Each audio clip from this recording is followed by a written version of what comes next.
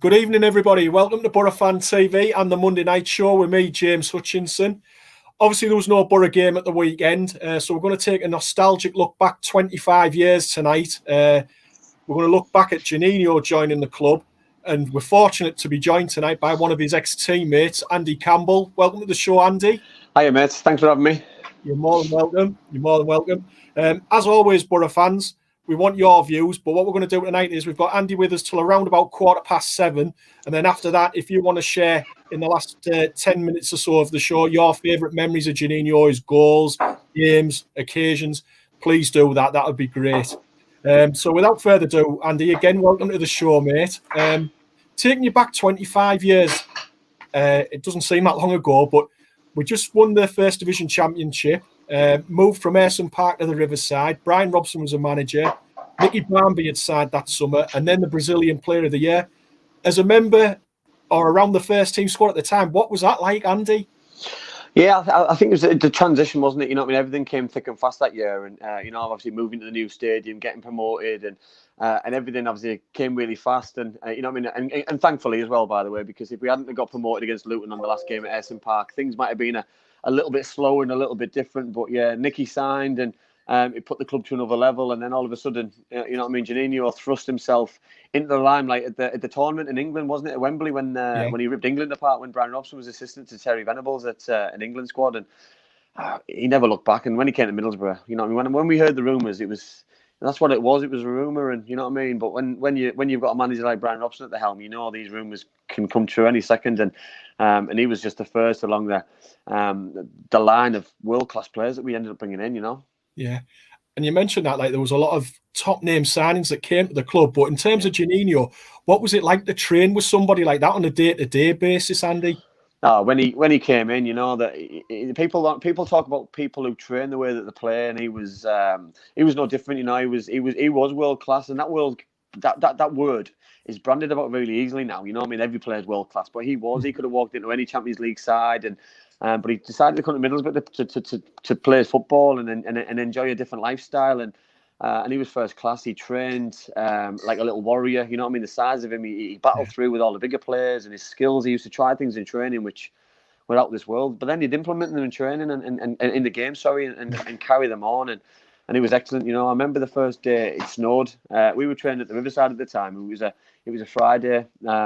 And he had tracksuit bottoms on, a jumper, a coat, a balaclava, and it was just one of the funniest things I've ever seen. But you know, it was just like credit to the man. He'd never seen snow before, and he didn't stop him. He went on the training pitch or the first team ground at the time, but he just gave it his all, and it was just something new, and it was just that's just the lad he was. You know, that I remember. Obviously, the heartache of how upset he was when obviously things didn't work out when we got relegated, but that's because it hurt, and that's because he cared. You know what I mean? He didn't come for the money. You know what I mean? He came because he wanted to change a town. He wanted to change people's way of thinking football, and he certainly did that for me and as a fan, and for me as a player. Yeah. And I know that first season, is that your shirt from your debut behind you there at Liverpool? Yeah, that was that one. Yeah, that was my debut shirt at Liverpool. Yeah, so I've obviously got the other one from the same season when Juninho signed, which obviously wore against Sheffield Wednesday at home, and you know I've got so much to be thankful for that club form and people like Juninho. You know what I mean? They give me an opportunity and a platform to play with world class players. You know, and you know what I mean. Nobody can ever take that away. You know that people on about like the best player you've played with, and there's no comparison, you know. There's not many chances and opportunities in life as a footballer. You get to play with the kind of caliber of a player like him. You know what I mean? He didn't play for that many clubs. You know what I mean? He came back to Middlesbrough. That's how much he loved the town. He loved the place. He loved the club. So, you know, I'm so thankful that I got an opportunity to play with him on a number of occasions, at both times he came back. Yeah. I mean, I know that first time, his first spell at the club, it probably took him a little bit of time, like you say, with the weather and everything else and the style of football that were acclimatised to English football. But then the following season, he was joined by Emerson and Ravanelli. And that season, at the time, Borough played football on another level, didn't they?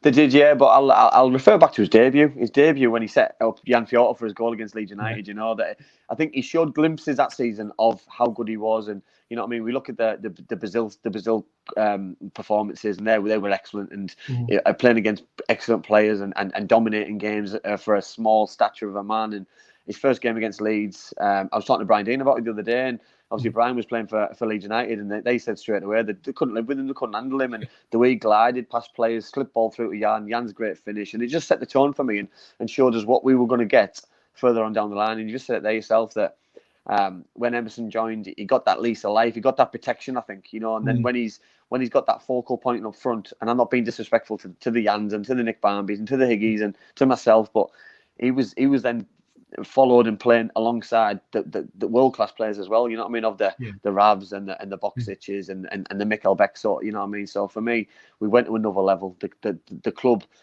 promised to progress on, and you know what I mean. Juninho's helped that, but then he pushes on even further. Yeah. Can you work out why in a way then, Andy, that following season, his first full season in the club, we had the great cup runs and we played at times some sublime football. Yet we went 3 months without winning a game in a league. And how does that work out? Do you know why that might have happened? I'd put it down to probably circumstance. We had a lot of games. We did play the similar side week in, week out. We didn't make many changes in the cups from the first round against, I think it was Hereford at home or Barnet at home. We played the same side in that game than we did probably the semi-finals and the final. That is, you know what I mean? So the manager set his stall out early doors, and when you're playing 50, 60 games a season, it catches up on you, and the middle side of the spell when we lost a lot of games and we didn't get into a run of games, we couldn't break that duck, and then obviously it accumulated with something catastrophic in the end, which meant that we didn't achieve what we set out to achieve, and it was the best season but the worst season rolled into one. As a player and as a fan, I was both, and I was absolutely heartbroken for many reasons, but I looked at the bigger picture and saw that these kind of players are going to go, because how can we keep them? It's not a financial thing. These kind of players can get paid left, right, and centre anywhere they want, and probably more than what they're getting paid here, and they're not going to want to play in the Championship, because the Championships are not a very nice place to play the football, Yeah. I mean, I recently watched a review of the 96-97 season, and what struck me was not only the quality of the play, some of the goals, and even some of the games where I saw Borough score goals away from home, and you see the opposition fans applauding the goals, like at Old Trafford and at Goodison Park. And despite suffering, like you said, the relegation and getting the 2 cup finals, losing those, it's still a season that holds a lot of fond memories for Borough fans. Do you think that's just because of the quality of football that was on show that season, Andy? 100%, mate. Yeah, for me, it probably reminded me a little bit of the Kevin Keegan era at Newcastle. You know what I mean? That the fans love that entertainment. That the fans love to be rewarded with some of the goals, some of the attacking play, some of the performances, we pushed Man United all the way. You know what I mean? In every game we played, that never happened before, and you know what I mean. But we've got a reputation now for doing it. And like you say, there, the goal at Everton, what Juninho scored, it was 1-2 round the corner, a little one through, slipped it in. The diving header against the diving header, was it Mikkel Beck's diving header or Juninho's diving header from Mikkel Beck's cross against Chelsea at home? Chelsea, and these kind of moments in games and in seasons, they stick by you and you remember them, because they're just unbelievable team goals. And if these were scored by Ronaldo or Messi or these kind of Ibrahimovic, you know what I mean? They'd be remembered all over the world, and you know what I mean. We were lucky to see them at the Riverside week in, week out, and these kind of things weren't a fluke. You know what I mean? Every time that the players went on the pitch, we were blessed with attacking football and scoring goals, but we just didn't. You know what I mean? We can go on about the Blackburn game, and you can talk about the things what obviously, you know what I mean, obviously had a huge impact at the end, but you know what I mean, we underachieved as a group, and you know what I mean, if we could have all jumped on board to what Juninho was doing and Ravanelli were doing and all these kind of players were doing, we would have gone in the top 6, top 10 easily, but it just didn't happen for some reason. Yeah, I know you just mentioned the Blackburn game there. Ray Hoggy, thanks for watching. Ray's been in touch and said, could we have played the Blackburn game? I mean, in hindsight, we just wish we had, don't we? But yeah. Well, could we have played? Well, of course, I think, you know what I mean? But what, as a player, you're told that we've been given dispensation, we're not going to play, we're not allowed to play. You take that as gospel, and you play the rule, that. You know what I mean? If we were told to play and we only turned up with 10, 11 players, we'd play. I was there to play. I was on the bus ready to go, and we were pulled off the bus and we were told, see you Monday. You know what I mean? Because we had a lot of players missing over the week, and you know what I mean? But in hindsight, if that would have... and the thing is, it's a knock-on effect for me, mate. I look at the bigger picture. If we'd have stayed up... the last game of the season against Leeds would have been a different game, because we could have played a younger team. I could have put myself in the shop window for the FA Cup final the following weekend. Players would have been fresh because they've had a week off for the cup final. The cup final would have been a different game as well, because we'd have gone in with confidence instead of relegation. So the best season in the world could have been even better. So I'm such a shame. Yeah, I always think like it's a regret of mine as a fan that I think if we'd have stayed up that season and maybe won one of the cups, or even not won one of the cups, if we'd have just stayed up, I think we would have built on that side for the following season, and we would have kicked on for the next 4 or 5 years and been quite a force in the Premier League. Well, you listen to, we had a reunion, I think, a couple of seasons ago, and the manager never holds any graces, he never holds back anything, and the gaffer quite openly said that he'd agreed a deal to bring in Roberto Carlos and these kind of players, and I'm just like, oh my god, you know what I mean? It puts a final nail in for me, because I'm thinking I was already a fan and a super fan and a player and just buzzing to be out there, but then all of a sudden I could have been playing with these kind of players as well, as you know. That listen, my good friends Curtis Fleming, Chris Morris, Neil Cox, for example, they would have took their place and it would have been disappointing. I wouldn't have played many games because the kind of players that were coming in would have knocked my chances down. So you know what I mean, personally and professionally, you know what I mean, you want to play, but as a fan, you know what I mean, to train with these kind of players would have been a dream, you know, because I was already training day and out with these kind of world-class players to go into another level further, if that was possible, you know what I mean, it would have been surreal, you know. Mark Wetters asked, just a personal question for you, Andy. Andy Campbell, I'd love to see you in a 100-metre sprint with Adama Traore. Do you think you'd beat him? To be honest, right, I always knew I was quick. And there was probably nobody at the era I played in who I thought I couldn't beat. When I saw Adama run, and I saw him running with the ball and without the ball, that was one race that I don't think I would have won, and I wouldn't like to have, because I always prided myself on that I would have had a 100% record in beating somebody in a race, but he was at another level, you know. That I see him now, and he's now not just quick, he's powerfully quick, and you know, I didn't have that. I had pure pace. I was skinny, I was scrawny, but nobody could get me. But he bounces off people and just seems to. He's at another level. But I tell you, it would have been a good race. I would have. It would have been a good race. And if you had him on one side and me on the other, you know, we would have terrified people to death. Definitely. Agree with you there, mate. Definitely. As you said, there was no happy ending at the end of that season. We lost the cup final to Chelsea, and then Juninho departed to Atletico Madrid for 12 million, which seems like peanuts now. But at the time, it was a decent fee. But how good was it? That was his. Do you agree that was his best spell at the club? His first spell.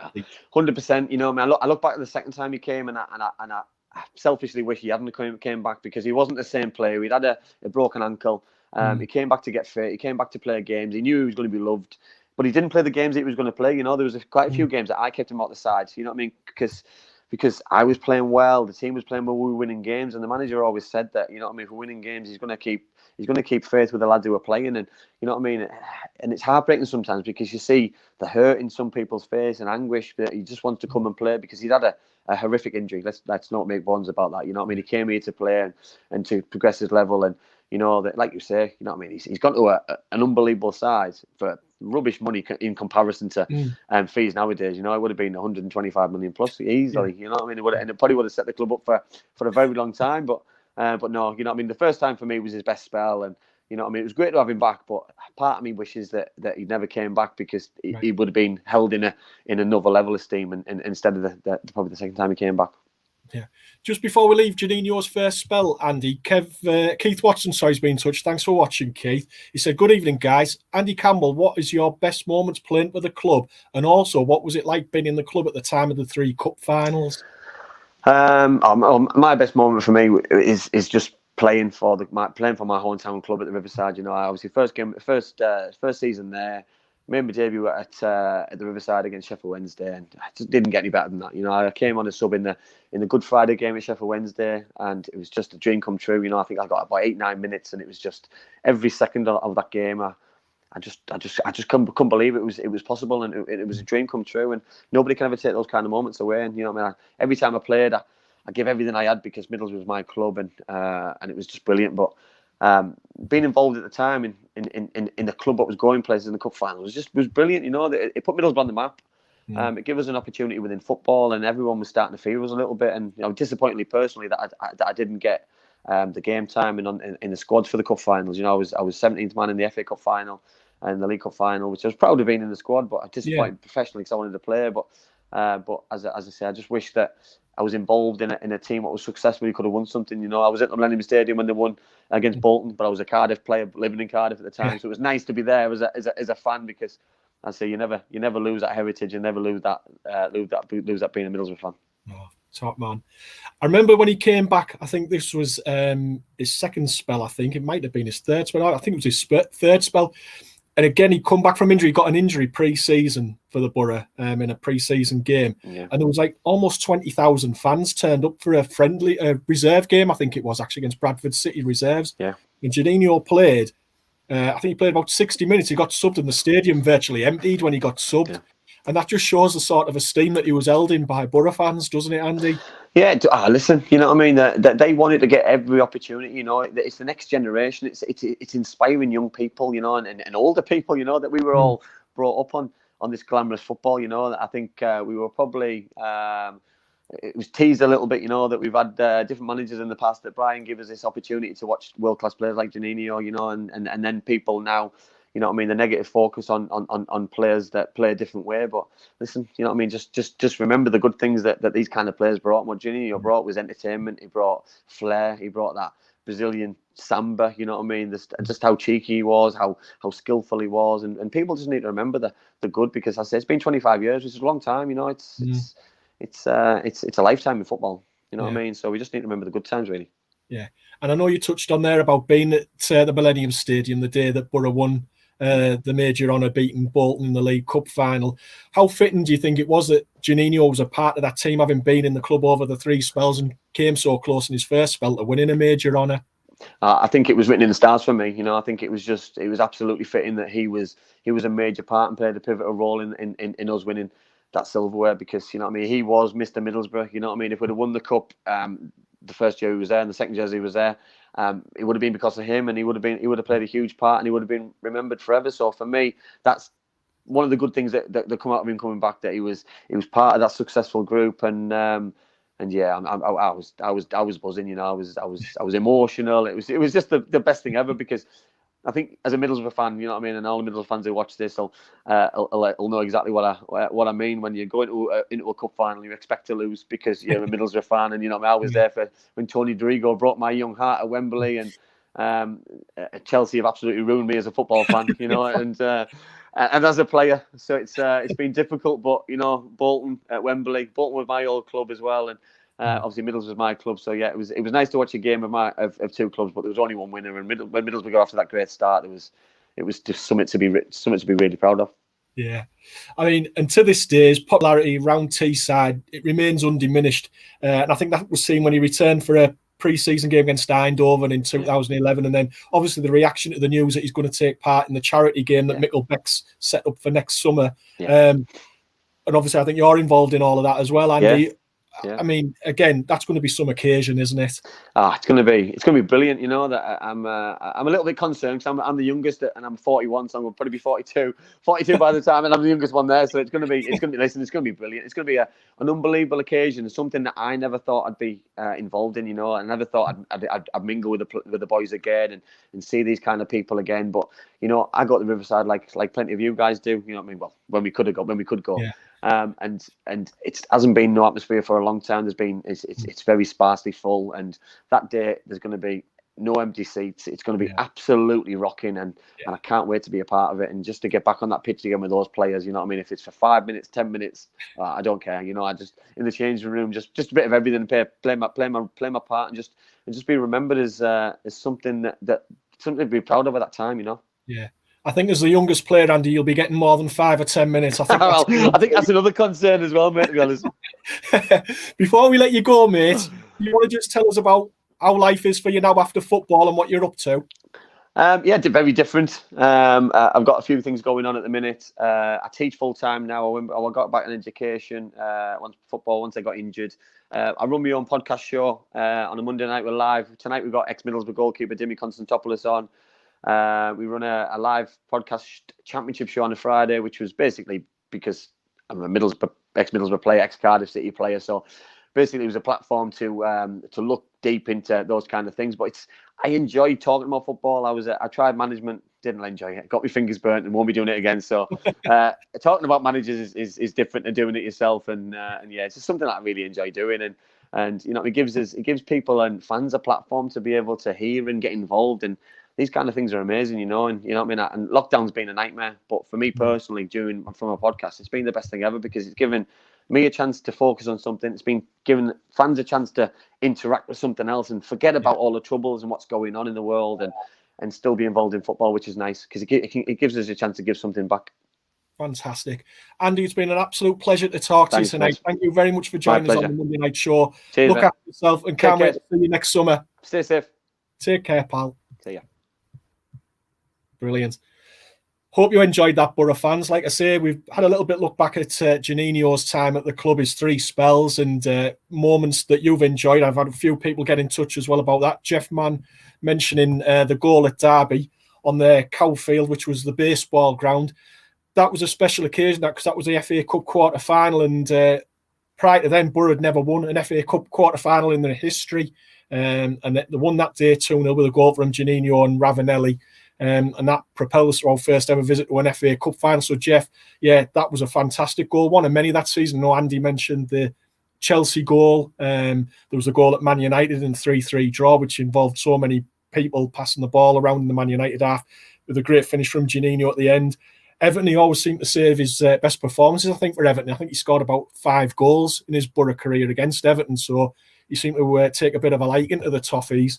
But yeah, so many happy memories from Juninho's spells at the club. Joe Scott, thanks for watching, Joe, as always, mate. The 3-3 draw against Man United in that season, which you just mentioned, the goal there, that could have been the turning point for us. Borough fans, let me know. That season, obviously, we got 42 points, and we had the 3 taken up us for the no-show at Blackburn. But as we were saying, myself and Andy there in the programme, that season still retains a lot of special memories for Borough fans because of the football that was played and the quality we saw at time. I think we'll be hard pushed to see anything ever like that again at the Borough. Hopefully I'm wrong, but you never know. Like I say, it was great to have Andy Campbell on there tonight. He was a top man. And like I say, check his podcast out if you get the chance. Obviously, bringing things back to the present day, it's been announced this evening that Patrick Roberts has signed for the Borough on loan. Are you pleased with that, Borough fans? I think a lot of people are. It's a bit of creativity that we're missing from the squad at the moment. Obviously, that's counterbalanced a little bit by the news that we could possibly be losing Ashley Fletcher for some time after he's sustained a hamstring injury, which hasn't responded to treatment, and it's also maybe been worsened by his spell in the training ground last week. So do you think Neil Warnock might have to resort to the loan market or free agent, or will he try and get somebody in on a permanent deal in the remainder of this week? We've obviously got till Friday to bring new players in. I think it's going to ask a lot if Fletcher is out for some length of time to put all the onus on Chuba Akpom and Britta Sombalonga to get the goals and hopefully stay fit and keep clear of suspensions and other things for another 3 months. But Borough fans, let us know what you think. Obviously, we've got a big game at the weekend against Reading, who are joint top of the table. They've got a 100% record so far. So that's going to be a difficult game. But like I say, hope you've enjoyed things tonight. There'll be a preview out later on in the week, looking ahead to that Reading game. We'll be back next Monday night having a look back at the Reading game and looking ahead to 2 games next week. We've got Bristol City in midweek on the Tuesday and Cardiff away on the Saturday. So it's a tough week ahead for the Borough after the international break. I like that Mark Wetter there saying Roberts is Juninho Mark II. No pressure then for Patrick Roberts, but yeah, they are big, although they were little boots to fill in terms of Juninho. And Joe Dargue, thank you for getting in touch, Joe. Warnock said he'll play Roberts in the number 10 role. I think he will. If he goes that way, if he's going to play a man behind the front men, which I don't see any other reason why he would bring Roberts into play, unless you maybe decide to play him out wide, but I think he'd rather play him in the number 10 role. But yeah, it's big onus on Patrick Roberts, big job to do. A lot of expectation from Borough fans. He gave us a bit of a tantalising glimpse last season of what he can do and the type of player he is, and hopefully he can provide the opportunities and the ammunition for our forward men to get the goals and hopefully keep us in the top half of the table and maybe push us on even further. Kev Short, thanks for getting in touch, Kev. Great signing, Patrick Roberts. I think there will definitely be another striker to come in now in the centre back. And you know what, Kev? I would be happy with that. I think that I would class that as a good transfer window if we can get another forward in and a centre half.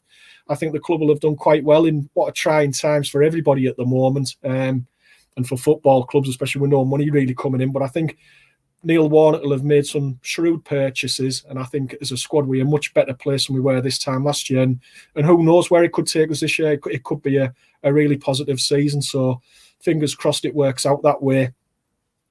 Anyway, I'm afraid that's all we've got time for tonight. We did mention before the show started or went out tonight that there was going to be 2 prints available, which have been kindly donated by the North Project, 2 A4 Juninho prints, and the winner is Darren Sharp. So well done, Darren. We selected the 25th comment that we got on the show tonight, as 25 was Juninho's first shirt number when he came to the club. So Darren, we'll be getting in touch with you. Those 2 prints will be winging the way to you at some point. So like I say, Borough Fan TV will get in touch with you. Well done, Darren. Thanks to you all for watching tonight. Really appreciate it. Hope you've enjoyed the show. Big thanks to Andy Campbell, who was fantastic in sharing his views of his time at the club with Juninho and his love of the borough, which was evident in that interview. I'll be back, as I say, next Monday night to hopefully discuss a borough win against Reading and look ahead to those 2 away games against Bristol City and Cardiff. Until then, from me, James Hutchinson, and everyone at Borough Fan TV, good night and up the borough.